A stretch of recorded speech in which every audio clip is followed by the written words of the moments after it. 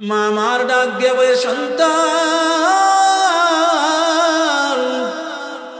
তোর এই হাতটার মধ্যে কত চুমু আমি খাইলাম, তোকে কত কষ্ট করে আমি গর্ভে ধারণ করলাম, লালন পালন করলাম, আজকে বুঝি প্রতিদান তুই আমাকে দিলে, চপটাঘাত মারলে।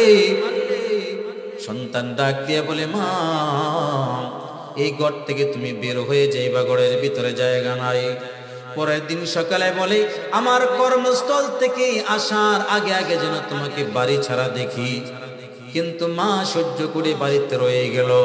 সন্ধ্যায় যখন কর্মস্থল থেকে এসে গেল, স্ত্রী দৌড়াইয়া তার স্বামীর কাছে গিয়া বলে, তোমার মা এখান থেকে যাইবে না, তাকে এমন মারা মারতে হবে যাতে করে বাড়ি থেকে যাইতে বাধ্য হয়। সন্তান টান স্ত্রীর কথা শুনে মার কাছে এসে বলে, মা, তোমাকে না বলেছিলাম সন্তান আগে বাড়ি থেকে চলে যাইতে? মা ডাক দিয়া বলে, সন্তান রে, কোথায় আমি যাব? আমার যে কেউ নাই, তুই ছাড়া আমার আপনজন কেউ নাই। সন্তানটা তার পা দাঁড়াতে মার বুকের মধ্যে মঞ্জুরে আঘাত করলো। মা ছিটকে জমিনের মধ্যে পড়ে গেল। মা কলিজার ভিতরে আঘাত পাইল। সন্তানটাকে ডাক দিয়ে বলে, সন্তান রে, তুই যখন দুনিয়ার জমিনে আসলে, তোর বাবা যখন দুনিয়া থেকে বিদায় নিয়ে চলে গেল, ইচ্ছা করলে আমি বিবাহ বসতে পারতাম, কিন্তু তোর মহাব্বতের কারণে, তোর ভালোবাসার কারণে আমি দ্বিতীয় সংসার করি নাই রে সন্তান। আজকে বুঝি তুই আমার বুকের মধ্যে লাথি দিলে? তুই না আমার স্তন পান করেছোস 2 বছর 2.5 বছর পর্যন্ত আমার বুকের স্তন পান করে, দুধ পান করে তুই বড় হলে, এই কথা কি তুই ভুলে গেলে রে সন্তান? কিন্তু সন্তানের অন্তরের ভিতরে বিন্দু পরিমাণ মায়া লাগে না। স্ত্রী বলে, তাকে বস্তাবন্দি করো, এরপরে জঙ্গলের মধ্যে রেখে আসো, ভাগ ভাল্লুক তাকে খেয়ে ফেলবে। বস্তা আনলো, তার হাত বাঁধলো, পা বাঁধলো। মা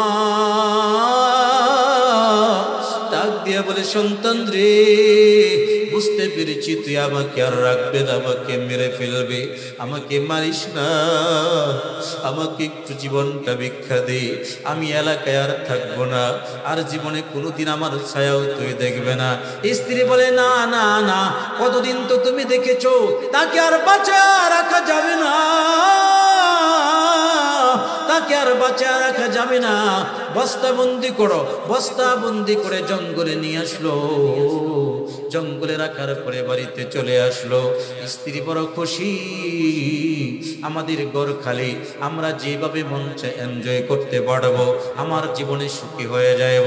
কিন্তু পরক্ষণেই সন্তানটা চিন্তা করে, হায় রে, স্ত্রীর কথা শুনে মাকে জঙ্গলে রেখে আসলাম, ভাগ ভাল্লুকের খাবার মাকে বানাইলাম, না জানি মার কি অবস্থা। এইভাবে চিন্তা করতে করতে 3 দিন চলে গেল। 3 দিন পর মার কি হালত দেখার জন্য জঙ্গলে চলে যায়। জঙ্গলে যাওয়ার পরে দেখি বস্তাটা ক্ষত বিক্ষত হয়ে চতুর্দিকে পড়ে আছে, আর মাথার ফুলটা দেখা যায়, হাড়গুলো বিভিন্ন জায়গায় ছড়িয়া ছিটিয়ে আছে, রক্তের দাগ দেখা যায়। সন্তানটা কান্দে, হায় রে, কি অপরাধ আমি করলাম? আমার স্ত্রীর কথা শুনে আমার জনম দুঃখিনী গর্ভধারিণী মাকে আমি শেষ করে ফেললাম। কিছুদিনের ভিতরে তার হাতের মধ্যে একটা ফোড়া হয়ে গেল, ফোড়া হইয়া চতুর্দিকে ছড়াইয়া পড়লো, হাতের মধ্যে গা হয়ে গেল, পচন ধরা শুরু হয়ে গেল। ডাক্তারের কাছে যাওয়ার পরে ডাক্তার বলে, এই হাতটাকে কেটে ফেলতে হবে, নতুবা তোমার শরীরের পোড়াটাই পচন ধরে যাবে। এবার হাতটাকে কেটে ফেলা হলো। কয়েকদিন পরে একটা পার মধ্যে এবং ফোড়া ধরে পচন শুরু হয়ে যায়। ডাক্তার একই কথা বললো, তোমার পাটাকে কেটে ফেলতে হবে। এক পর্যায়ে তার শরীরের ভিতরে পচন শুরু হয়ে যায়। গ্রামের লোকেরা চিন্তা করে, এমন ব্যক্তিকে গ্রামের মধ্যে রাখা যাবে না, এমন অভিশপ্তকে গ্রামের মধ্যে রাখা যাবে না, যে নিজের হাতে মাকে শেষ করে ফেলা হলো, মাকে শেষ করে দিল, বাঘ ভাল্লুকের খাবার মাকে বানাইলো। এবার এলাকাবাসী ডাক দিয়া বলে, তোর জায়গায় এলাকাতে নাই, তোকে কেটে সমুদ্রের মধ্যে নদীর মধ্যে ভাসায়া দেব। এবার ডাক দিয়ে বলে আমাকে মায়েরো না, আমার জীবনটা ভিক্ষা দাও, আর আমাকে কাবা চত্বরে একটু আমাকে রেখে আসো, আমার ধন সম্পত্তি যা আছে সবকিছু তোমরা নিয়ে যাও। স্ত্রীও চলে গেল, আর গ্রামের মানুষেরাও তাকে বের করে দিয়া তাকে তার কথা অনুযায়ী বাইতুল্লাহর কাবার পাশে তাকে রেখে আসা হলো। এই ঘটনা বলতেছেন বায়েজিদ বুস্তামি রাহমাতুল্লাহি আলাইহি অন্তরের ভিতরে মায়া জাগ্রত হলো, দয়া জাগ্রত হলো, আল্লাহর কদমে সিজদায় পড়ে গেলেন, ডাক দিয়া বলেন আল্লাহ, আপনি তো কত চোর ডাকাতকে মাফ করেছেন, কত জিনাকারীকে আপনি ক্ষমা করেছেন, কত মদ্যপানকারীকে আপনি ক্ষমা করেছেন, আপনি কি পারেন না তাকে ক্ষমা করতে? কারণ তার পাপের প্রায়শ্চিত্ত হয়ে গেল।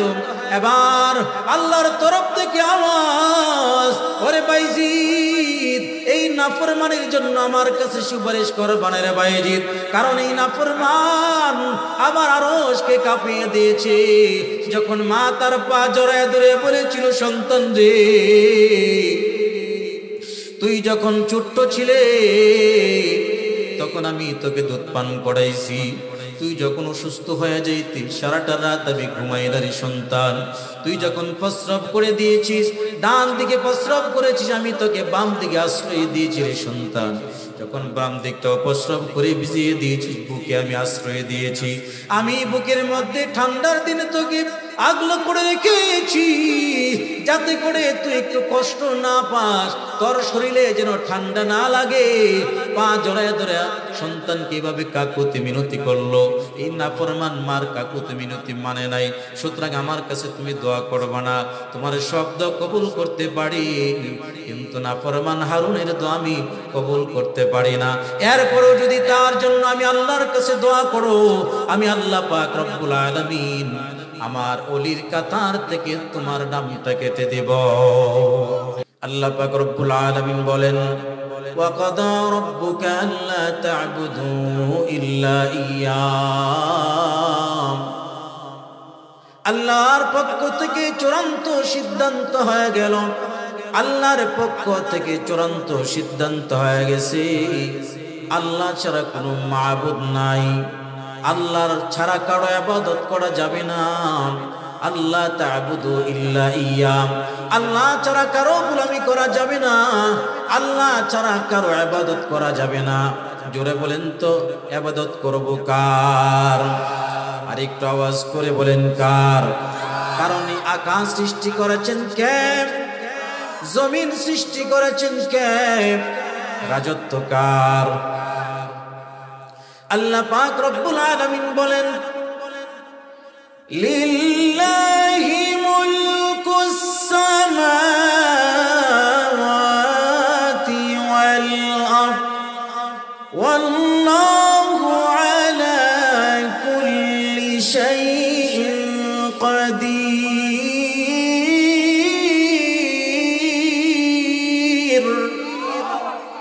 আল্লাহ পাক রব্বুল আলামিন হলেন সমস্ত রাজত্বের মালিক, আল্লাহ পাক রব্বুল আলামিন হলেন রহমান, আল্লাহ পাক রব্বুল আলামিন হলেন রহিম। আমাদেরকে কে সৃষ্টি করেছেন? হায়াতের মালিক কে? জমিনের মালিক কে?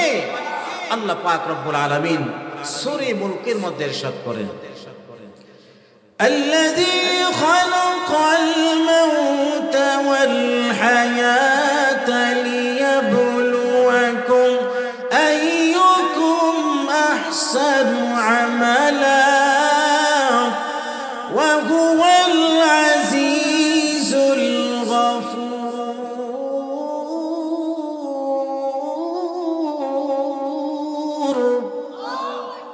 আল্লাহ পাক রব্বুল আলামিন বলেন, তিনি মৃত্যু সৃষ্টি করেছেন, তিনি জীবন দান করেছেন। সুতরাং আল্লাহ পাক রব্বুল আলামিন আমাদের হায়াতের মালিক, আল্লাহ পাক রব্বুল আলামিন আমাদের মৃত্যুর মালিক, ঠিক কিনা? আমার ভাইরা, এজন্য ইবাদত চলবে একমাত্র কার? আল্লাহ ছাড়া কারো গোলামি করা যাবে না, আল্লাহ ছাড়া কারো উপাসনা করা যাবে না। একমাত্র গোলামি করব আল্লাহর, একমাত্র উপাসনা করব আল্লাহর। আমাদের যা কিছুর প্রয়োজন চাইবো কার কাছে? আমাদের চাকরির প্রয়োজন কার কাছে চাইব? আমাদের সম্মানের প্রয়োজন কার কাছে চাইব? কারণ সম্মানের মালিক কে? আবার সম্মান থেকে লাঞ্ছনা দেওয়ার মালিক কে?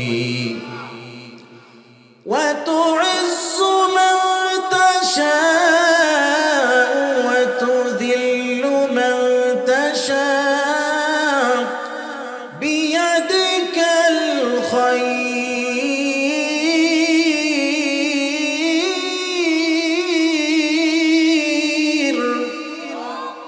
আল্লাহ তাআলা সম্মানের মালিক, আল্লাহ তাআলা ইজ্জতের মালিক, সমস্ত কল্যাণের মালিক। জুড়ে বলেন কে? এই জন্য যা কিছুর প্রয়োজন হয়, সন্তানের প্রয়োজন কার কাছে চাইব? নাকি খাজা বাবার কাছে, ল্যাংটা বাবার কাছে, মাজারে? কোথাও চাওয়া যাবে না, একমাত্র যার কাছে চাইলে পাওয়া যাবে তিনি কে? আল্লাহ পাক রব্বুল আলামিন বলছেন, وَإِذَا سَأَلَكَ عِبَادِي عَنِّي فَإِنِّي قَرِيبٌ।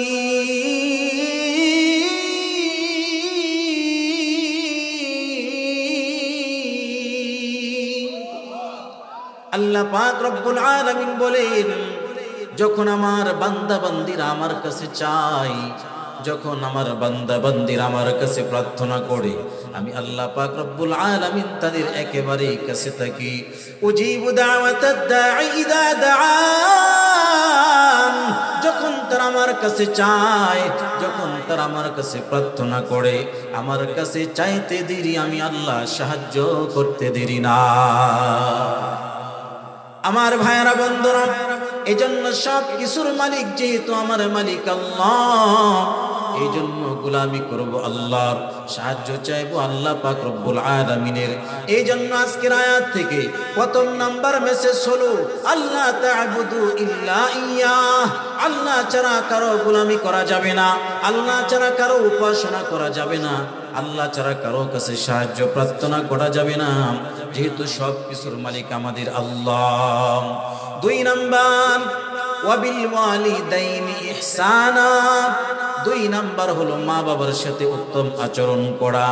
দুই নাম্বার মেসেজ, মা বাবার সাথে উত্তম আচরণ করা। কারণ আল্লাহ পাক রব্বুল আলামিন তার গোলামি করার পরে, তার উপাসনা করার পরে, দুই নম্বরে মা বাবার সাথে উত্তম আচরণের কথা আল্লাহ পাক রব্বুল আলামিন বলে দিয়েছেন। আমার ভাইরা, সহিহ বুখারীর বর্ণনা 527 নম্বর হাদিসের বর্ণনা, হযরতে আব্দুল্লাহ রাদিয়াল্লাহু তাআলা আনহু থেকে হাদিসটি বর্ণিত। তিনি বলেন, সালতুন নবিয়্য সাল্লাল্লাহু আলাইহি ওয়া আলিহি ওয়া সাল্লাম আইয়ুল আমালু আহাব্বু ইলাল্লাহি আযজা ওয়া জাল্লা। আমি নবীর কাছে প্রশ্ন করলাম, আল্লাহর কাছে শ্রেষ্ঠ আমল কোনটি? নবীজি বললেন, ক্বালা আস-সালাতু আলা ওয়াক্তিহা, সময় মতো নামাজ পড়া। সাহাবী বলেন, আমি আবার নবীর কাছে জিজ্ঞেস করলাম, কুলতু সুম্মা আইয়ুন, প্রথমত সময় মতো নামাজ পড়া, দুই নাম্বার আল্লাহর কাছে শ্রেষ্ঠ আমল কোনটি? ক্বালা বিররুল ওয়ালিদাইন, মা বাবার সাথে উত্তম আচরণ করা। কুলতু সুম্মা আইয়ুন, সাহাবী বললেন, আবার নবীকে জিজ্ঞেস করলাম, এরপর আল্লাহর কাছে শ্রেষ্ঠ আমল কোনটি? এবার নবীজি ডাক দিয়া বলেন, সুম্মাল জিহাদু ফি সাবিলিল্লাহ, আল্লাহর রাস্তায় জিহাদ করা। তার মানে হলো আল্লাহর রাস্তার জিহাদ করার চাইতে মা বাবার খেদমত করাটা নবীজি প্রাধান্য দিয়েছে। মুসলিম শরীফের বর্ণনা 4622 নম্বর হাদিসের বর্ণনা, নবীজির কাছে একজন সাহাবী আসলেন। জাআ রাজুলুন ইলা রাসূলিল্লাহি সাল্লাল্লাহু আলাইহি ওয়াসাল্লাম ফাকাল মান আহাক্কুন নাস বিহুসনি সুহবাতি। নবীর কাছে প্রশ্ন করলেন, নবী গো, মানুষের ভিতরে সবচেয়ে উত্তম আচরণের হকদার কে? নবীজি বললেন, ক্বালা উম্মুক, তোমার মার সাথে, তোমার মার সাথে উত্তম আচরণ করবা। সাহাবী আবার প্রশ্ন করলেন, সুম্মা মান, অতঃপর কার সাথে উত্তম আচরণ করব? নবী আমার ডাক দিয়া বলেন, উম্মুক তোমার মায়ের সাথে উত্তম আচরণ করো। আবার আল্লাহর পয়গম্বরের স্বামী প্রশ্ন করলেন, সুম্মা মান? অতঃপর কার সাথে উত্তম আচরণ করব গো নবী? এবার নবীজি ডাক দিয়া বলেন, উম্মুক তোমার মার সাথে। তিনবার নবীজি মার সাথে বললেন। চতুর্থবার যখন সাহাবী আবার প্রশ্ন করলেন, সুম্মা মান? অতঃপর কার সাথে উত্তম আচরণ করব? এবার নবীজি বললেন, আবুকা, তোমার বাবার সাথে। তার মানে হলো বাবার তুলনায় 3 গুণ বেশি মাকে মর্যাদা দিয়েছেন। কেন? কারণ মা 3টা কষ্ট এমন করেছেন যেটা বাবা করে নাই। মা সন্তানকে পেটে ধারণ করেছে। 10 মাস 10 দিন সন্তান মার পেটের ভিতরে ছিল।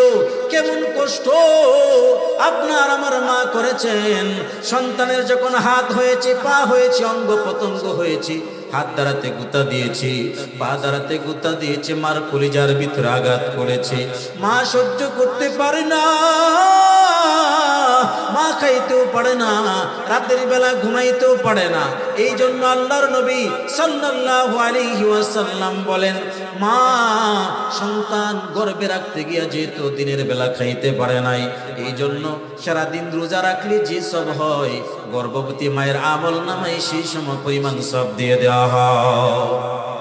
সন্তান গর্ভে আমার রাতের বেলা ঘুমাইতে পারে না। এই জন্য আল্লাহর পয়গম্বর বলেন, সারা রাত দাঁড়াইয়া নফল নামাজ পড়লে যে সব হতো, গর্ভবতী মায়ের আমল নামাই সারা রাত দাঁড়াইয়া নফল নামাজের সব আল্লাহ দিয়া দেয়। মা 10 মাস 10 দিন পর্যন্ত কষ্ট করেছেন। আবার যখন প্রসব যন্ত্রণা যখন শুরু হয়ে যায়, কেমন যন্ত্রণা! মা ছাড়া প্রসব যন্ত্রণার কষ্ট কেউ জানে না, কেউ বুঝেও না। আপনার আমার মা প্রসব যন্ত্রণা যখন শুরু হয়ে গেল, মা ছটফট শুরু করে দিছে, মৃত্যু যন্ত্রণার মতন ছটফট শুরু করে দিয়েছে। মা প্রতিবেশীদেরকে ডাক দিয়া বলে, আমাকে গলা টিপে মেরে ফেলো, আমার আর সহ্য হয় না, আমার পেটটা ফেরে ফেলো, আবার আর সহ্য হয় না। প্রতিবেশীরা ডাক দিয়া বলে, একটু অপেক্ষা কর, অল্প সময়ের ভিতরেই তোর কলিজার টুকরা নারী চিরা ধন সন্তানকে তুই দেখতে পাবি। কতক্ষণ পরে সন্তান যখন দুনিয়ার জমিনে এসে যায়, সন্তান যখন ওয়া ওয়া কান্নার আওয়াজ শুরু করে দেয়, বেহুশ মার হুশ এসে যায়, মা তখন ডাক দিয়া বলে, কে তোমরা কোথায় আছো? আমার সন্তানটা কান্না করে, তোমরা কি দেখো না? প্রতিবেশীরা বলে, কেউ লুঙ্গি, কেউ গামছা আনার জন্য গেছে, কেউ দেখা যায় বালতি আনার জন্য গেছে, পরিষ্কার পরিচ্ছন্নতা করার জন্য ব্যস্ত হয়ে রয়েছে। একটু পরেই তোমার সন্তান তোমার বুকে দেওয়া হবে। সন্তানটা যখন মার বুকে দেওয়া হয়, তখন ওই সন্তানটা মা বুকে পেয়ে 10 মাস 10 দিনের পেটে ধরার কষ্ট আর প্রসব যন্ত্রণার কষ্ট মুহূর্তের ভিতরে মা ভুলে যায়। সুবহানাল্লাহ। এই জন্য নবীজি বলেন, মা তার সন্তান গর্ভ নিয়া প্রসব বেদনার সময় অনেক মা দুনিয়া থেকে বিদায় নিয়ে চলে যায়, সহ্য করতে পারে না। মা যদি সন্তান প্রসব করতে যাইয়ে যদি মা দুনিয়া থেকে বিদায় নিয়ে চলে যায়, রহমতের নবী বলেন, আল্লাহ পাক রব্বুল আলামিন ওই মাকে শহীদের মর্যাদা দান করবেন। সুবহানাল্লাহ। আর যদি সন্তান ভূমিষ্ঠ করতে যাইয়া মা দুনিয়া থেকে বিদায় নেই, দুনিয়া থেকে বিদায় নিলে শহীদি মর্যাদা পায়। আর যদি জীবিত থাকে, সন্তানটা সুন্দরভাবে খালাস হয়, আল্লাহ পাক রব্বুল আলামিন ওই মায়ের আমল নামায় গাজীর সমপরিমাণ সব দেওয়া হয়। সুবহানাল্লাহ। এজন্য মার সাথে বেয়াদবি করব না, বাবার সাথে বেয়াদবি করব না। মাকে ভালোবাসবো, বাবাকে ভালোবাসবো। কারণ মা যদি সন্তানের জন্য দোয়া করে কবুল হয়, মা যদি সন্তানের জন্য বদদোয়া করে তাও কবুল হয়ে যায়। আবু দাউদ শরীফের বর্ণনা 1536 নম্বর হাদিসের বর্ণনা, হযরত আবু হুরায়রা রাদিয়াল্লাহু তাআলা আনহু থেকে হাদিসটি বর্ণিত। রহমতের নবী ডাক দিয়া বলেন, সালাসু দাওয়াতিন মুস্তাজাবাতুন তিনজন ব্যক্তির দোয়া আল্লাহর দরবারে 100% কবুল হয়। দোয়া করতে দেরি, আল্লাহ পাকের কাছে দোয়া কবুল হতে দেরি হয় না। এক নাম্বার হলো দাওয়াতুল ওয়ালিদ, মা বাবা যদি সন্তানের জন্য দোয়া করে দোয়া কবুল হয়ে যায়।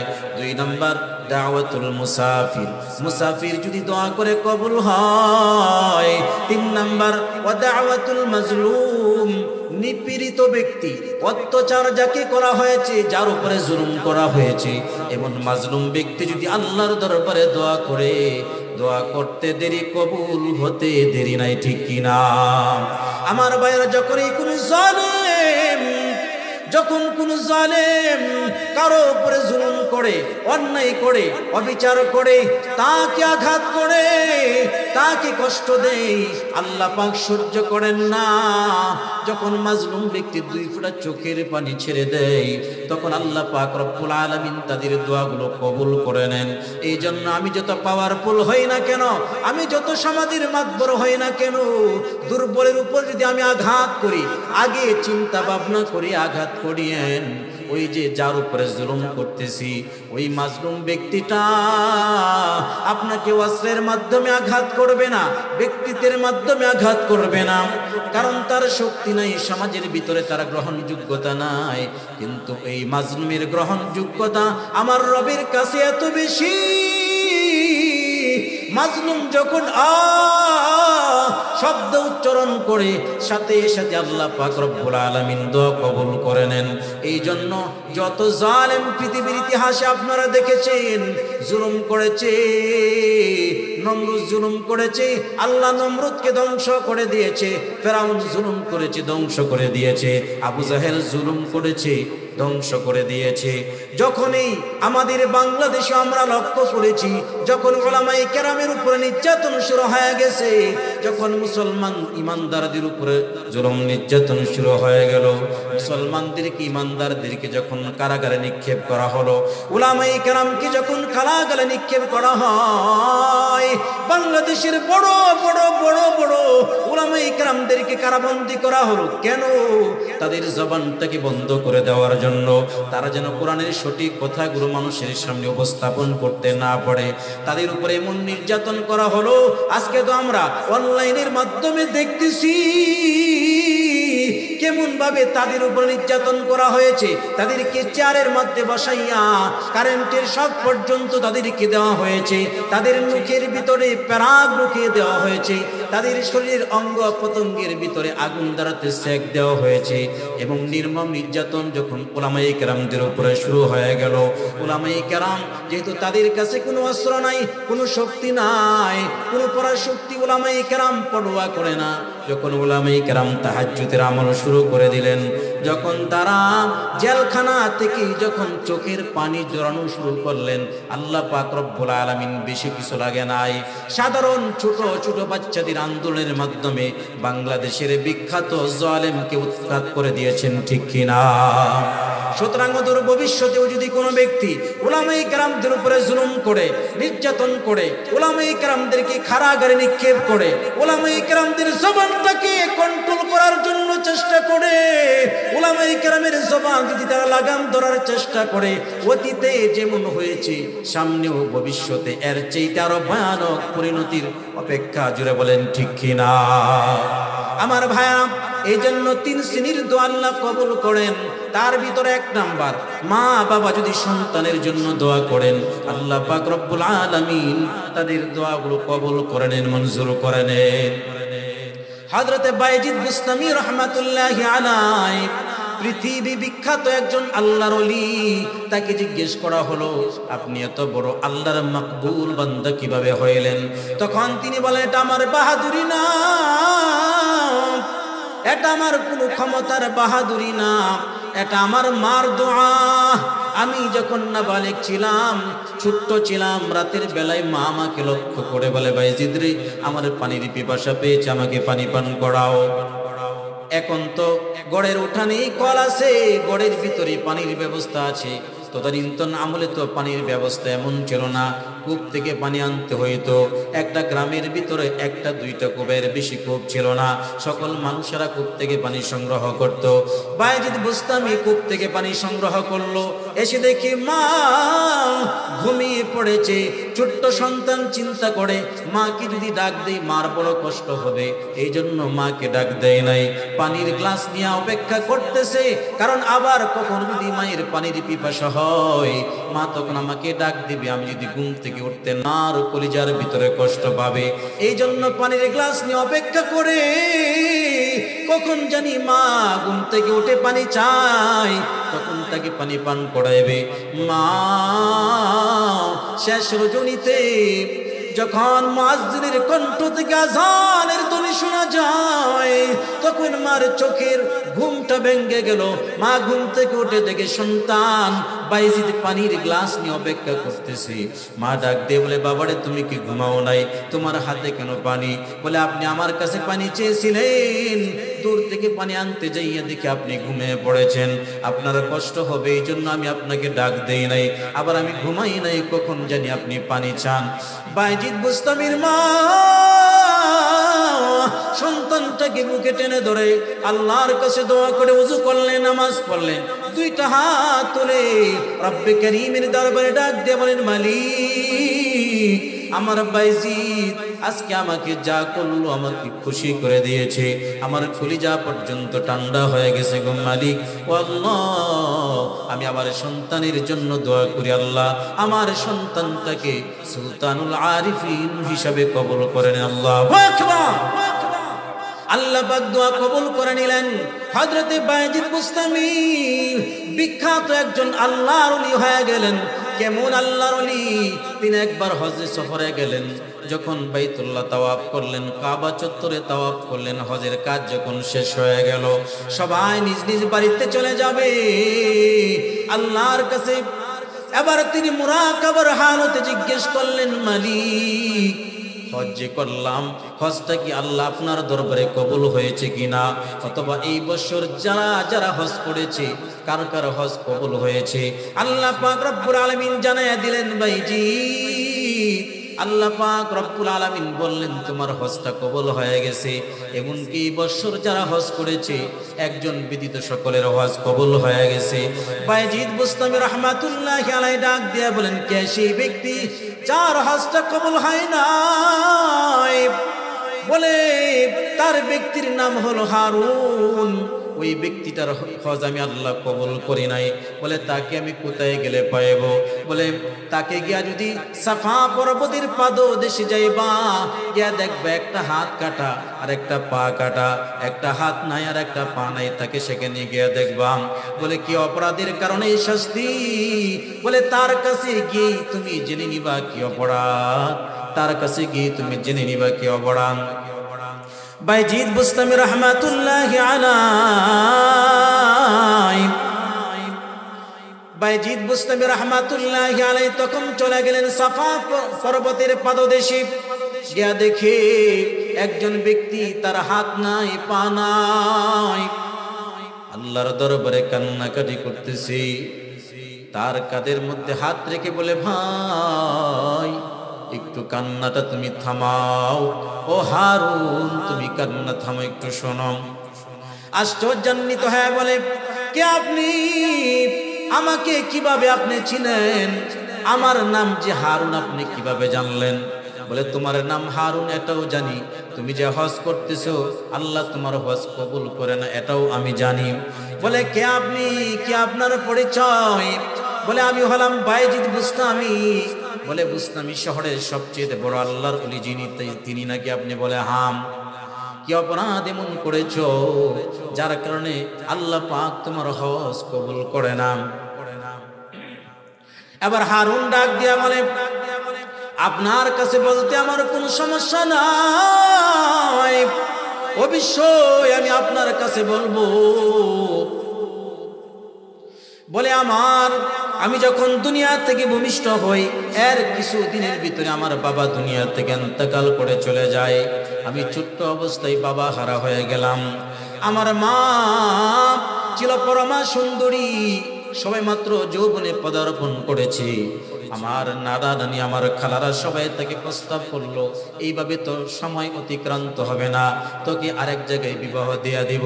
আমার মা ডাক দিয়ে বলে, না, আমি কোথাও বিবাহ বসবো না, বরং এই সন্তানটা নিয়ে আমি আমার বাকি জীবনটা পার করে দিব। এই সন্তানটা আমার জীবনের স্বপ্ন, এই সন্তানকে ছাড়া আমি বাঁচতে পারবো না। আরেকটা বিবাহ যদি আমি বসি তাহলে এই সন্তানটার আদর যত্ন ঠিক মতো আমি করতে পারবো না, আমি বাধাগ্রস্ত হয়ে যাব। এই জন্য বিবাহ কোথাও বসে নাই। যখন আস্তে আস্তে আস্তে আস্তে সন্তানটা বড় হয়, মা ডাক দিয়া বলে, ও হারুন, আমি বার্ধক্যে উপনীত হয়েছি, আমি কিছুদিন পরে মারা যাইতে পারি, একটা বিবাহ করো, পুত্রবধূকে গড়ে নিয়ে আসো, আমি যাতে তোমার পুত্র অর্থাৎ তোমার স্ত্রীকে দেখে, নাতি দেখে যেন আমি দুনিয়া থেকে বিদায় নিতে পারি। মার কথা অনুযায়ী বিবাহ করলো, সুন্দরী নারী তার ঘরের মধ্যে আসলো। কিন্তু গরিব জনম দুঃখিনী মা, ওই নারী এসে মাকে সহ্য করতে পারে না। ওরে পর্দার অন্তরালে আম্মা জানেরা, খুব খেয়াল করে আপনারা শুনবেন, ওই নারী স্বামীকে একদিন, 2 দিন, 3 দিন বারবার মার বিরুদ্ধে বলা শুরু করে দিল। নারী হলো এমন জাতি, তারা চক্রান্ত আর ষড়যন্ত্র এত কঠিন, এত কঠিন, এত জটিল, যারা তাদের চক্রান্তে ফেসে যায় তাদের জীবনটা ধ্বংস হয়ে যায়। আস্তে আস্তে করে আমি আমার স্ত্রী প্রেমে পড়ে গেলাম। মাকে আমি ধমক দিলাম, মা, আপনার পুত্রবধূর সাথে এইভাবে আচরণ করেন কেন, খারাপ আচরণ কেন করেন, ঝগড়া করেন কেন? বলে, আমি ঝগড়া করি না, বরং তোমার স্ত্রী বারবার আমার সাথে ঝগড়া করতে আসে, আমাকে সহ্য করতে পারে না। আমি চাকরিতে চলে যাওয়ার পরে, কর্মস্থলে চলে যাওয়ার পরে সন্ধ্যা আসার সাথে সাথে স্ত্রী আমার দিকে দৌড়ায় আসে, অভিযোগ করলো, তোমার মাকে ঘর থেকে বের করো, নতুবা আমি বাড়িতে থাকবো না। নাউজুবিল্লাহ বলেন। এমন সন্তান আপনাদের করিমগঞ্জে আছে না? না, সুন্দরী নারী পাওয়ার পরে এরপরে মার কথা বলে যায়, তখন মা বাবা তার কাছে আপন থাকে না, স্ত্রী হয়ে যায় তার সবচেয়ে বড় আপন। অপর্দার অন্তরের আম্মা জানেরা, এই ঘটনা থেকে শিক্ষা গ্রহণ করুন, পরিবারকে কিভাবে পরিচালনা করতে হবে। আমি আমার স্ত্রীর কথা শুনি, এক পর্যায়ে আমার জনম দুঃখিনী মার গালের মধ্যে এমন জোরে একটা চপড়াঘাত মেরে ফেললাম, আমার 5টা আঙ্গুলের দাগ আমার মার গালের মধ্যে বসে যায়। মা মার ডাক দিয়ে বলে, সন্তান, তোর এই হাতটার মধ্যে কত চুমু আমি খাইলাম, তোকে কত কষ্ট করে আমি গর্ভে ধারণ করলাম, লালন পালন করলাম, আজকে বুঝি প্রতিদান তুই আমাকে দিলে, চপটাঘাত মারলে। সন্তান ডাক দিয়ে বলে, মা, এই ঘর থেকে তুমি বের হয়ে যাইবা, ঘরের ভিতরে জায়গা নাই। পরের দিন সকালে বলে, আমার কর্মস্থল থেকে আসার আগে আগে যেন তোমাকে বাড়ি ছাড়া দেখি। কিন্তু মা সহ্য করে বাড়িতে রয়ে গেল।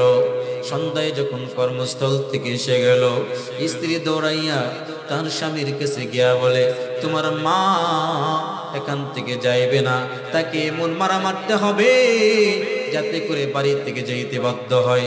সন্তান টান স্ত্রীর কথা শুনে মার কাছে এসে বলে, মা, তোমাকে না বলেছিলাম সন্তান আগে বাড়ি থেকে চলে যাইতে? মা ডাক দিয়া বলে, সন্তান রে, কোথায় আমি যাব? আমার যে কেউ নাই, তুই ছাড়া আমার আপনজন কেউ নাই। সন্তানটা তার পা দাঁড়াতে মার বুকের মধ্যে মঞ্জুরে আঘাত করলো, মা ছিটকে জমিনের মধ্যে পড়ে গেল। মা কলিজার ভিতরে আঘাত পাইল। সন্তানটাকে ডাক দিয়ে বলে, সন্তান রে, তুই যখন দুনিয়ার জমিনে আসলে তোর বাবা যখন দুনিয়া থেকে বিদায় নিয়ে চলে গেল, ইচ্ছা করলে আমি বিবাহ বসতে পারতাম, কিন্তু তোর মহাব্বতের কারণে, তোর ভালোবাসার কারণে আমি দ্বিতীয় সংসার করি নাই রে সন্তান। আজকে বুঝি তুই আমার বুকের মধ্যে লাথি দিলে, তুই না আমার স্তন পান করেছোস 2 বছর 2.5 বছর পর্যন্ত আমার বুকের স্তন পান করে, দুধ পান করে তুই বড় হলে, এই কথা কি তুই ভুলে গেলে রে সন্তান? কিন্তু সন্তানের অন্তরের ভিতরে বিন্দু পরিমাণ মায়া লাগে না। স্ত্রী বলে তাকে বস্তাবন্দি করো, এরপরে জঙ্গলের মধ্যে রেখে আসো, ভাগ ভাল্লুক তাকে খেয়ে ফেলবে। বস্তা আনলো, তার হাত বাঁধলো, পা বাঁধলো, মা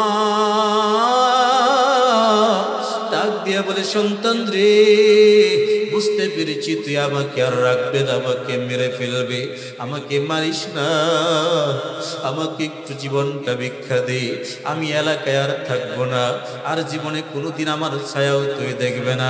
স্ত্রী বলে না না না, কতদিন তো তুমি দেখেছো, তাকে আর বাঁচা রাখা যাবে না, তাকে আর বাঁচা রাখা যাবে না, বস্তাবন্দি করো। বস্তাবন্দি করে জঙ্গলে নিয়ে আসলো, জঙ্গলে রাখার পরে বাড়িতে চলে আসলো। স্ত্রী বড় খুশি, আমাদের ঘর খালি, আমরা যেভাবে মন চায় এনজয় করতে পারবো, আমার জীবনে সুখী হয়ে যাইব। কিন্তু পরক্ষণেই সন্তানটা চিন্তা করে, হায় রে, স্ত্রীর কথা শুনে মাকে জঙ্গলে রেখে আসলাম, ভাগ ভাল্লুকের খাবার মাকে বানাইলাম, না জানি মার কি অবস্থা। এইভাবে চিন্তা করতে করতে 3 দিন চলে গেল। 3 দিন পর মার কি হালত দেখার জন্য জঙ্গলে চলে যায়। জঙ্গলে যাওয়ার পরে দেখি বস্তাটা ক্ষত বিক্ষত হয়ে চতুর্দিকে পড়ে আছে, আর মাথার ফুলটা দেখা যায়, হাড়গুলো বিভিন্ন জায়গায় ছড়িয়ে ছিটিয়ে আছে, রক্তের দাগ দেখা যায়। সন্তানটা কান্দে, হায় রে কি অপরাধ আমি করলাম, আমার স্ত্রীর কথা শুনে আমার জনম দুঃখিনী গর্ভধারিণী মাকে আমি শেষ করে ফেললাম। কিছুদিনের ভিতরে তার হাতের মধ্যে একটা ফোড়া হয়ে গেল, ফোড়া হইয়া চতুর্দিকে ছড়াইয়া পড়লো, হাতের মধ্যে গা হয়ে গেল, পচন ধরা শুরু হয়ে গেল। ডাক্তারের কাছে যাওয়ার পরে ডাক্তার বলে এই হাতটাকে কেটে ফেলতে হবে, নতুবা তোমার শরীরের পোড়াটাই পচন ধরে যাবে। এবার হাতটাকে কেটে ফেলা হলো। কয়েকদিন পরে একটা পার মধ্যে এবং ফোড়া ধরে পচন শুরু হয়ে যায়। ডাক্তার একই কথা বললো, তোমার পাটাকে কেটে ফেলতে হবে। এক পর্যায়ে তার শরীরের ভিতরে পচন শুরু হয়ে যায়। গ্রামের লোকেরা চিন্তা করে, এমন ব্যক্তিকে গ্রামের মধ্যে রাখা যাবে না, এমন অভিশপ্তকে গ্রামের মধ্যে রাখা যাবে না, যে নিজের হাতে মাকে শেষ করে ফেলা হলো, মাকে শেষ করে দিল, বাঘ ভাল্লুকের খাবার মাকে বানাইলো। এবার এলাকাবাসী ডাক দিয়া বলে, তোর জায়গায় এলাকাতে নাই, তোকে কেটে সমুদ্রের মধ্যে, নদীর মধ্যে বাসায় দেব। এবার ডাক দিয়া বলে, আমাকে মায়েরো না, আমার জীবনটা ভিক্ষা দাও, আর আমাকে কাবা চত্বরে একটু আমাকে রেখে আসো, আমার ধন সম্পত্তি যা আছে সবকিছু তোমরা নিয়ে যাও। স্ত্রীও চলে গেল, আর গ্রামের মানুষেরাও তাকে বের করে দিয়া তাকে তার কথা অনুযায়ী বাইতুল্লাহর কাবার পাশে তাকে রেখে আসা হলো। এই ঘটনা বলতেছেন বায়েজিদ বুস্তামি রাহমাতুল্লাহি আলাইহি, অন্তরের ভিতরে মায়া জাগ্রত হলো, দয়া জাগ্রত হলো, আল্লাহর কদমে সিজদায় পড়ে গেলেন। ডাক দিয়া বলেন, আল্লাহ, আপনি তো কত চোর ডাকাতকে মাফ করেছেন, কত জিনাকারীকে আপনি ক্ষমা করেছেন, কত মদ্যপানকারীকে আপনি ক্ষমা করেছেন, আপনি কি পারেন না তাকে ক্ষমা করতে? কারণ তার পাপের প্রায়শ্চিত্ত হয়ে গেল। এবার আল্লাহর তরফ থেকে আওয়াজ, ওরে বাইজিদ, এই নাফরমানের জন্য আমার কাছে সুপারিশ করবেন রে বাইজিদ, কারণ এই নাফরমান আমার আরশকে কাঁপিয়ে দিয়েছে। যখন মা তার পা জড়ায় ধরে বলেছিল, সন্তান রে, তুই যখন ছোট্ট ছিলে তখন আমি তোকে দুধ পান করাইছি, তুই যখন অসুস্থ হয়ে যাইতি সারাটা রাত আমি ঘুমাই না রে সন্তান, তুই যখন প্রস্রাব করে দিয়েছিস, ডান দিকে প্রস্রাব করেছিস, আমি তোকে বাম দিকে আশ্রয় দিয়েছি রে সন্তান, যখন বাম দিকটা প্রস্রাব করে ভিজিয়ে দিয়েছিস, বুকে আমি আশ্রয় দিয়েছি, আমি বুকের মধ্যে ঠান্ডার দিনে তোকে আগলা করে রেখেছি যাতে করে তুই একটু কষ্ট না পাস, তোর শরীরে যেন ঠান্ডা না লাগে। পা জড়ায় ধরে সন্তানকে এভাবে কাকুতি মিনতি করলো। এই নাফরমান মার কাকুতি মিনতি মানে নাই। সুতরাং আমার কাছে তুমি দোয়া করবা না, তোমার শব্দ কবুল করতে পারি, কিন্তু নাফরমান হারুনের দোয়া আমি কবুল করতে পারি না। এরপরেও যদি তার জন্য আমি আল্লাহর কাছে দোয়া করো, আমি আল্লাহ পাক রব্বুল আলামিন আমার অলির কাতার থেকে তোমার নামটা কেটে দেব। একটু চিন্তা করে দেখুন, মা যদি সন্তানের জন্য বদদোয়া দেয়, মা যদি কষ্ট পায়, তাহলে এই সন্তানের জীবনটা বরবাদ হয়ে যায়। আর মা যদি দোয়া করে, আল্লাহ পাক তাকে সুলতানুল আরিফিন বানায়া দেন। এই জন্য আমার সন্তানটাকে আদর্শবান বানাইতে হবে। এই বাগপাড়া দারুল উলুম হাফিজিয়া মাদ্রাসায় যদি আমার সন্তানটাকে ভর্তি করি, এই সন্তানটা আদর্শবান হবে, সন্তানের সিনার ভিতরে আল্লাহর কোরআন ঢুকবে। আর এই সন্তান যখন আল্লাহর কোরআন সিনার ভিতরে ঢুকে যাবে, তখন এই সন্তানটা মার সাথে বেয়াদবি করবে না, বাবার সাথে বেয়াদবি করবে না, বরং কোরআন অনুযায়ী মা বাবার সাথে যত উত্তম আচরণ আছে সব উত্তম আচরণ মার সাথে সন্তান করবে, ঠিক কিনা? আজকে সন্তানকে যারা কলেজ ভার্সিটিতে ভর্তি করেন, 100-র ভিতরে, 1000-এর ভিতরে, লাখের ভিতরে 1% দেখাইলে দেখাইতে পারেন, বাকি পার্সেন্ট সব মা বাবার সাথে বেয়াদবি করে। বড় হইলে মা বাবাকে কষ্ট দিয়ে মা বাবার খোঁজ খবর নেয় না। চাকরি করে বিদেশের জমিনে থাকে, স্ত্রীর জন্য সব কিছু করে, মার জন্য কিছুই করে না। এই জন্য আমার সন্তানটাকে যদি আমি আদর্শবান বানাইতে চাই, তাহলে সন্তানটাকে মাদ্রাসায় ভর্তি করবো। রাজি আছি তো সকলে? আরেকটু জোরে বলেন, আরেকটু জোরে বলেন, নারে তাকবীর। আমার সন্তানটা যদি আদর্শবান হয়, এই সন্তানটা আমি মারা যাওয়ার পরে আমার কবরের পাশে যাইয়া রব্বির হামহুমা কামা রব্বায়ানি সগীরা বলে বলে আল্লাহর কাছে দোয়া করবে। চোখের পানিগুলো ছেড়ে ছেড়ে দোয়া করবে, রে মালিক আমার মাকে মাফ করে দাও, আমার বাবাকে মাফ করে দাও। ও করিমগঞ্জের যুবক ভাই, তোমার সামনে কত মানুষের লাশ। এই মজলিসের ভিতরে এমনও ব্যক্তি আছে জীবনের তরে মাকে হারিয়ে ফেলেছে, আছে না নাই? এমনও ব্যক্তি আছে বাবাকে হারিয়ে ফেলেছে। আজকে মা নাই, বাবা নাই, কলিজার ভিতরে বড় যন্ত্রণা, কলিজার ভিতরে বড় ব্যথা। আজকে মা যদি থাকতো, বাবা যদি থাকতো, সন্তানের জন্য সন্তান যখন বিপদে পড়ে যায়, মা বাবা পাগল পারা হয়ে যায়, সন্তানের জন্য মা আল্লাহর কাছে দোয়া করে, বাবা আল্লাহর কাছে দোয়া করে। আজকে যাদের মা নাই, আল্লাহর কাছে কবুল দোয়াটা বন্ধ হয়ে গেল। যাদের বাবা নাই, আল্লাহর কাছে এই কবুল দোয়াটা বন্ধ হয়ে গেল। ওরে সন্তান, যে মা বাবার চেহারার দিকে তাকাইলে কবুল হজের সওয়াব পাওয়া যায়। নবীজি বলেন, হুমা জান্নাতুকা ওয়া নারুকা, মা বাপ হলো তোমার জন্য জান্নাত, মা বাপ হলো তোমার জন্য জাহান্নাম। মা বাপ যদি খুশি থাকে জান্নাতে যেতে পারবা, আর মা বাপ যদি অসন্তুষ্ট হয় আল্লাহর তৈরি জাহান্নামে তোমাকে যেতে হবে। আল্লাহর নবী বলেন, আল জান্নাতু তাহতা আকদামিল উম্মাহাত, মাদের পায়ের নিচে সন্তানের জন্য বেহেশত। সুতরাং যদি জান্নাতে যেতে চাই, মার সাথে বেয়াদবি করব না, বাবার সাথে বেয়াদবি করব না। আল্লাহ পাক রব্বুল আলামিন বলেন, তোমরা কওলান কারীমা, মার সাথে নরম ভাষায় কথা বলো। ওয়ালা তাকুল্লাহুমা উফিন, তাদের সামনে উ শব্দ পর্যন্ত উচ্চারণ করো না। তাদেরকে দমক দিয়ে কথা বলো না, তাদের সাথে নরম ভাষায় তোমরা কথা বলবা। মা যদি তোমাকে অত্যাচার করে, এরপরও মার সাথে বেয়াদবি তোমরা করবা না।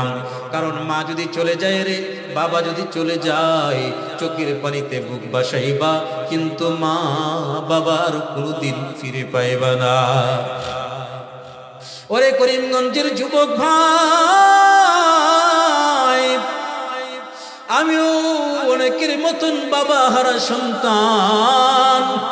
যতদিন বাবা দুনিয়াতে ছিল বুঝতে পারি নাই বাবার কেমন দাম, বাবার কেমন দাম বুঝতে পারি নাই। যখন গত রমজানের আগে চিরতরে বাবাকে হারাইলাম তখন বুঝতে পেরেছি বাবার কেমন কদর। এই যে দেখুন আমার পাশে আমার বড় ভাই মাওলানা তাজুল ইসলাম সাহেব মালয়েশিয়াতে, তিনি একটা মসজিদের খেদমতে আছেন। তিনি যখন শুনলেন বাবা চিরতরে চলে গেলেন, হঠাৎ করে তো বিদেশ থেকে আসাও সম্ভব হয় না, কত সন্তান বিদেশের জমিনে তাকে বাবার চেহারা দেখতে পারে না।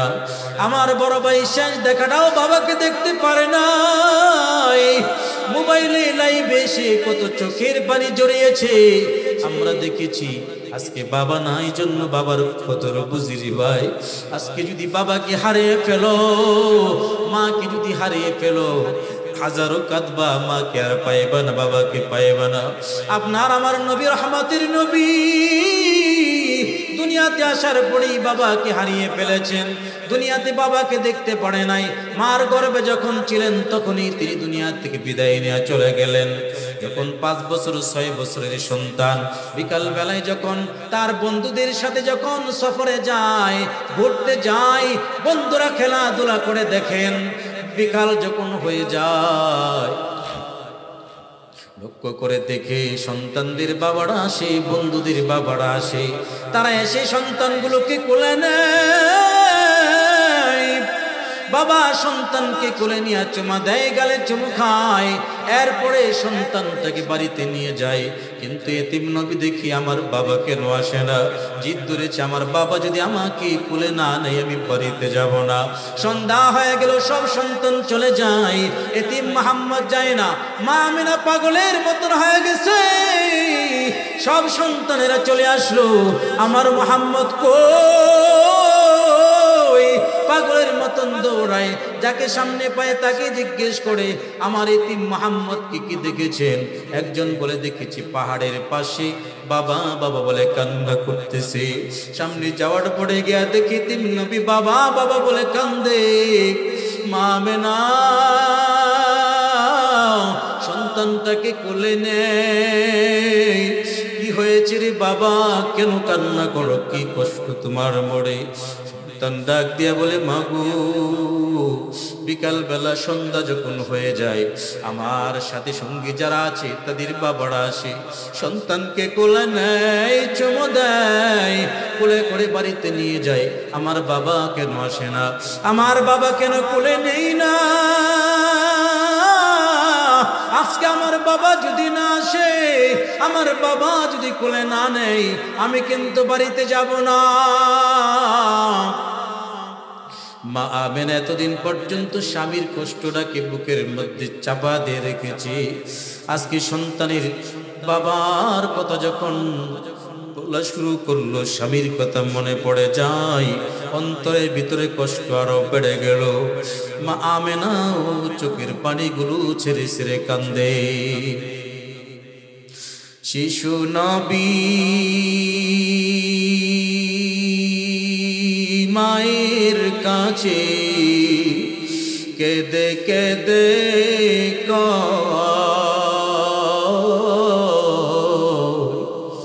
বলো বলো মাগো আমার আব্বাজান কোথায়? বলো বলো মাগো আমার আব্বাজান কোথায়? শিশু নবী মায়ের কাছে কেঁদে কেঁদে কয় বলো বলো মাগো আমার আব্বাজান কোথায়? সন্ধ্যা বেলা খেলার শেষে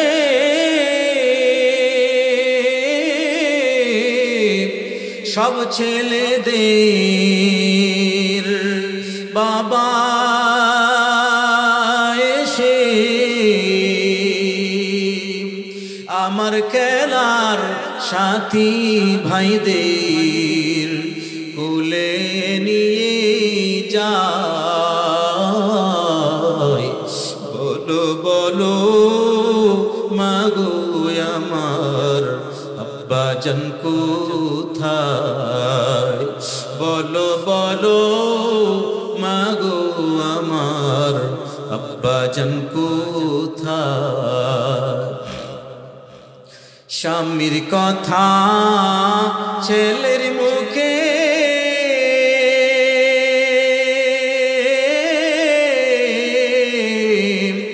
মা আমেনার মনের দুঃখে ঘুমন্ত সুখ উঠল জেগে, ঘুমন্ত সুখ উঠল জেগে, হৃদয় ফেটে যায়। বলো বলো মাগো আমার আব্বাজান কোথায়? বলো বলো মাগো আমার আব্বাজান কোথায়? এতিম নবী যখন কান্না শুরু করে দিছে, মা আমেনাও চোখের পানিগুলো ঝরায়া ঝরায়া কান্দে। ডাক দেয়া বলে, বাবা রে, তোর বাবা তো আজকে দুনিয়ার জমিনে নাই, তোর বাবা ইন্তেকাল করেছে, তোর বাবা মারা গেছে। বলে আমার বাবার কবর কই? আমার বাবার কবরের কাছে নিয়ে যাও। মা আমেনা আব্দুল মুত্তালিবকে ডাক দিয়া বলে, দেখেন তো আপনার নাতি কি পাগলামি শুরু করছে, বাবার কবরের কাছে যেতে চায়। বলে যাও তার বাবার কবরটা দেখে নিয়ে আসো। উম্মে আইমানকে নিয়ে যাও, তার বাবার কবরটা দেখে নিয়ে আসো। বাবার কবর দেখানোর জন্য যখন চলে যায়, বাবার কবরের সামনে যখন এসে যায়, সওয়ারি থেকে বলে, মুহাম্মদ, এই যে দেখা যায় কবরটা, এই কবরটাই হলো তোর বাবার কবর। এতিম নবী সওয়ারি থেকে লাফ দিয়ে নেমে যায়, কবরের কাছে গিয়া ডাক দিয়ে বলে, বাবা। তিনটা চিৎকার দিয়েছিল আপনার আমার নবী। এতিম নবী ডাক দিয়ে বলে, বাবা,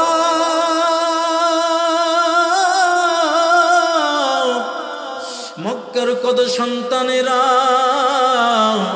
বাবার কোলে উঠে, আমারও তো মন চাই আমি বাবার কোলে উঠব। বাবা গো, একটু আমাকে কোলে নাও, তোমার জন্য আমার কলিজাটা ছটফট করতেছে গো বাবা। ও বাবা, একটু কোলে নাও, তোমার জন্য আমার কলিজাটা বড় যন্ত্রণায়, আমার কলিজাটা ফেটে যায়। গায়েবী থেকে আওয়াজ, ও আমেনা, জলদি করে মুহাম্মদকে এখান থেকে নিয়ে চলে যাও। মুহাম্মদের কান্নার আওয়াজ আকাশবাসীও সহ্য করতে পারে না, জমিনবাসীও সহ্য করতে পারে না। এতিম নবীকে মা আমেনা বলে, চলো চলো বাড়ির দিকে যাই। নবী আমার ডাক দিয়া বলে, না না, তোমরা চলে যাও, আমি আমার বাবার কবরের কাছে যাব। বাবা যতক্ষণ আমাকে কোলে না নিবে আমি কিন্তু বাড়িতে যাব না। জোর করে সওয়ারিতে বসাইয়া মক্কার উদ্দেশ্যে যখন রওনা হয়ে যায়, মক্কা এবং মদিনার মাঝখানে একটা জায়গার নাম হলো আবওয়া। ওই আবওয়া নামক জায়গাতে আসার পর মা আমেনা ডাক দিয়া বলে, ও দাসী উম্মে আইমান, যাত্রা বিরতি কর। আমার মাথা তীব্র যন্ত্রণা শুরু হয়ে গেছে, আমার শরীরের ভিতরে কম্পন শুরু হয়ে গেছে, আমার শরীরের মধ্যে ঝড় এসে আমার শরীরটা থর থর থর থর করে কম্পন শুরু হয়ে গেছে। যাত্রা বিরতি কর, আমার মন সাক্ষী দেয় আর একটা কদম আমি সামনে যেতে পারবো না। উম্মে আইমানের হাতটা ধরে ডাক দিয়া বলে, উম্মে আইমান রে, উম্মে আইমান, মুহাম্মদের কপালটা বড় খারাপ, জীবনে কোনোদিন বাবার কোলে উঠতে পারে নাই, আজকে মনে হয় চিরতরে মাকেও হারিয়ে ফেলবে। কথা বলতেছি, উম্মে আইমানও কান্দে, মা আমেনাও কান্দে।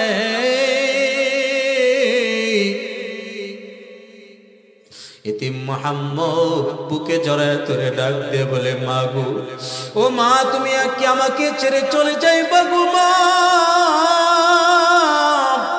তুমি কি জানো না তুমি ছাড়া যে আমার কেউ নাই?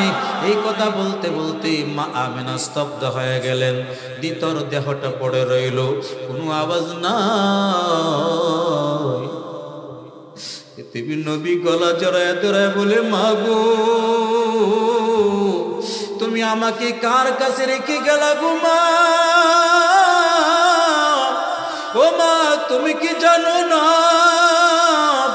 তুমি যদি আমাকে খাবারের মুখে তুলে না দাও, আমি মুহাম্মদ খাবার খাই না। তুমি যদি আমাকে গল্প বলে ঘুম পাড়ায় না দাও, আমি মুহাম্মদ ঘুমাই না। তুমি যদি গোসল করে না দাও, আমি মুহাম্মদ গোসল করি না গো মা। ও মা, তুমি আমাকে কার কাছে রেখে গেলা গো মা? মা আমেনাকে দাফন করে উম্মে আইমান মুহাম্মদকে বলে, ও বাবা, চলো চলো, বাড়ির উদ্দেশ্যে চলো। এতিম মুহাম্মদ বলে, না, তুমি যাও। যেই মক্কাতে আমার মা নাই, যেই মক্কাতে আমার বাবাও নাই, ওই মক্কাতে আমি আর যাব না। জোর করে সওয়ারিতে আরোহণ করাইয়া মক্কার উদ্দেশ্যে রওনা হয়। আব্দুল মুত্তালিব অপেক্ষা করতেছে। দূর থেকে তাকায় দেখি সওয়ারিতে দুইজন দেখা যায়, পুত্রবধূকে দেখা যায় না। কলিজার ভিতরে ছটফট শুরু হয়ে গেল। কাছাকাছি আসার পর এতিম মুহাম্মদ সওয়ারি থেকে নেমে দাদার কোলে উঠে বলে, দাদা গো, আমার বাবাকে কোনোদিন দেখি নাই, আজকে আমার মাও আমাকে রেখে চলে গেছে গো দাদা। ও দাদা, আমার যে কেউ নাই, আমাকে কে মুখে খাবার তুলে দিবে? আমাকে কে গল্প বলে ঘুম পাড়ায় দিবে? আমাকে কে গোসল করাইবে গো দাদা? দাদা চোখের পানি রাখতে পারে না। আব্দুল্লাহ দুনিয়া থেকে বিদায় নেওয়ার পরে আব্দুল মুত্তালিব চোখের পানিতে বুলবুল ভাষায় আজকে পুত্রবধূ দুনিয়া থেকে বিদায় নিয়ে চলে গেল। এতিম মুহাম্মদটা আব্দুল মুত্তালিব কাঁদে, বুকের মধ্যে জড়ায় ধরে বলে, ও নাতি, কোনো চিন্তা করবে না, আমি তো আছি, তোর দাদা তো জীবিত আছি। আজকে থেকে আমি তোর মা, আজকে থেকে আমি তোর বাবা। দিলটাকে একটু নরম করে দে, তাকায় দেখো কার চোখে পানি দেখা যায়। এতিম নবীর কষ্টের জীবনে শুনে যদি চোখ থেকে 2 ফোঁটা পানি ছেড়ে দিতে পারি, এই মাহফিল সাক্ষী, কিয়ামতের ময়দানে আমাকে জাহান্নামের আগুন জ্বালাবে না। চোখে যদি পানি না আসে, কান্নার ভান ধরো, কার চোখ থেকে পানি দেখা যায়, তার উসিলা দিয়ে আল্লাহর কাছে বলো, রে মালিক, আমার অন্তরটা বুঝি শক্ত হয়ে গেল, আমার কলিজাটা বুঝি পাথরের মতন শক্ত হয়ে গেল, চোখের পানি বিলীন হয়ে গেল। দিলটাকে বুঝাও, চেষ্টা করেন 2 ফোঁটা চোখের পানি ছাড়ার জন্য। এতিম নবী মাও নাই, বাবাও নাই। কিছুদিন আব্দুল মুত্তালিব লালন পালন করে, এরপরে দাদা আব্দুল মুত্তালিব নাই, দুনিয়া থেকে বিদায় নিয়ে চলে যায়। এতিম নবী গাছের দিকে তাকায় বলে, গাছরি, বল না, আমার চাইতে অসহায় পৃথিবীতে আর কেউ আছে? আর কেউ কে আছে? ও পাহাড়, তুমি আমাকে একটু বলে দাও, আমার চাইতে অসহায় কে আর এই পৃথিবীতে কেউ আছে নাকি?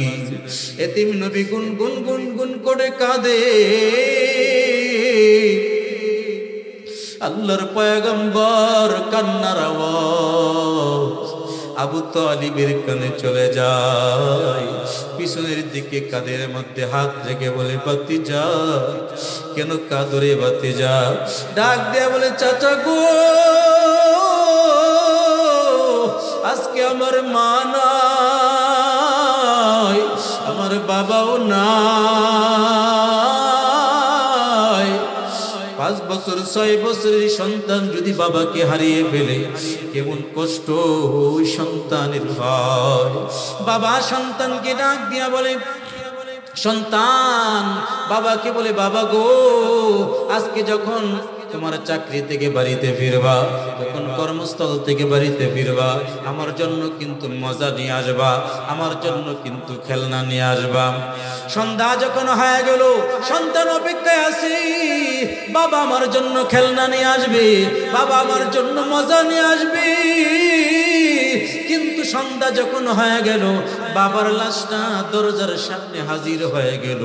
ছোট্ট 5 বছরের সন্তান বাবার লাশের কাছে গিয়ে ডাক দিয়ে বলে, বাবা গো তুমি না বলেছিলে আমার জন্য খেলনা আনবা?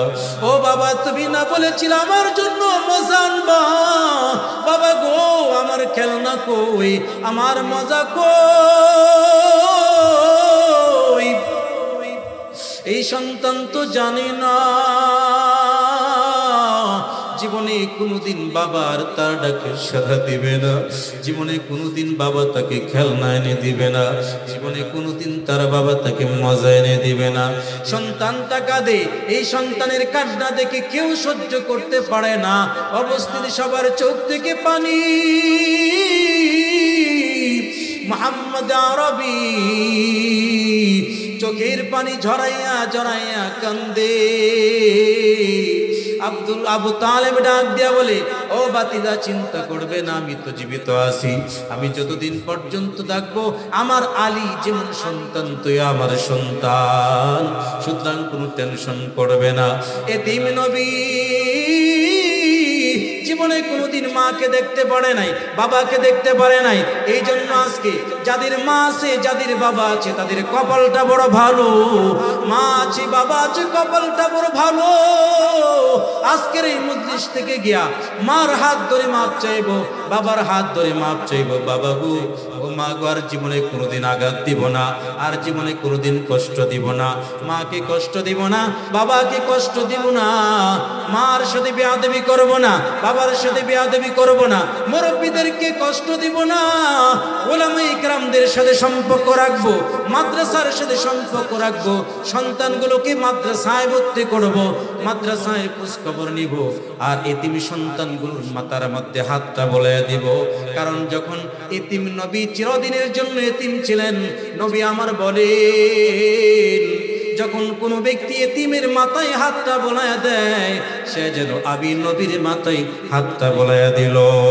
এই জন্য মাদ্রাসায় আসবেন, এতিম সন্তানকে খোঁজ নেবেন, 100 টাকা হাতে দিবেন, সন্তানটা খুশি হবে, আল্লাহর আরশ পর্যন্ত খুশি হয়ে যাবে।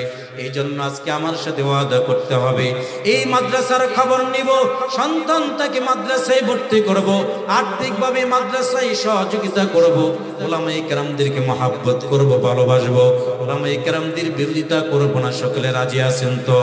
2টা হাত তুলে আমার মালিক আল্লাহকে দেখায়া দেন। আল্লাহ তাআলা করিমগঞ্জের এই বাবা যুবক ভাইদেরকে কবুল করে নেন, মা বাবার খেদমত করার মতন তৌফিক দান করেন।